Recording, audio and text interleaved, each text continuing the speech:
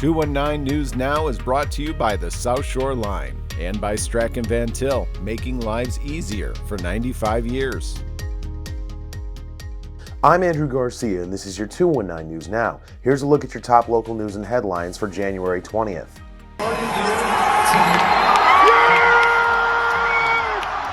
One of the greatest turnarounds in all of sports is now complete. The IU football team defeated Miami 27-21 on Monday night to win their first ever national title and cap off a 16-0 season. A late field goal by the Hoosiers and an interception on Miami's ensuing possession sealed the game for Indiana. Heisman winner Fernando Mendoza was named the offensive player of the game, while Mikhail Kamara took home defensive honors for his efforts, which included a blocked punt that led to a touchdown for Indiana.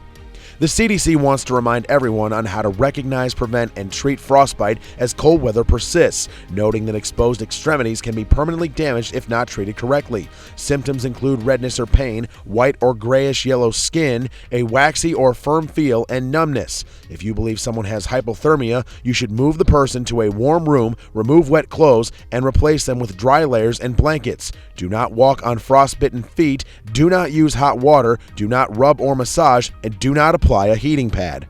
Residents posting on Kevin Mejia's East Chicago, Indiana News Facebook page say that NIPSCO bills are doubling or tripling and that service is being disconnected during winter. Mejia is organizing protests against rate hikes, including a February 1st rally at noon at NIPSCO's Hammond District office and another at the Maryville corporate headquarters in the future. A U.S. Senate Joint Economic Committee report found electricity costs rose about $100 on average last year, with increases in 47 states and double-digit raises in 10 states. Indiana's average electricity price climbed to 16.3% to roughly $1,860 per year. And in sports, in the summer of 2025, the Hebron Athletic Department formed an executive committee with the goal of honoring former coaches, student athletes, and administrators. On Friday night, the school inducted its inaugural Hall of Fame class that included several former faces across several decades that brought local legends back to where it all started. Back then, everything was more central around sports. You didn't have a lot of stuff to do, so everybody went to the ball games, and you had some pretty good crowds around here. So, but yeah, being small town, I enjoyed it. Just coming back, just the people that come up and recognize you, that's a big part right there, that, just doing the things the right way and, giving an effort and, doing your best. You got to have a love for it. You got to love kids, and you got to love the sport you're coaching. And then money's not a factor. Time is not a factor. It's being able to do what you love. And I was blessed to be able to do what I love, teaching and coaching kids. This is home.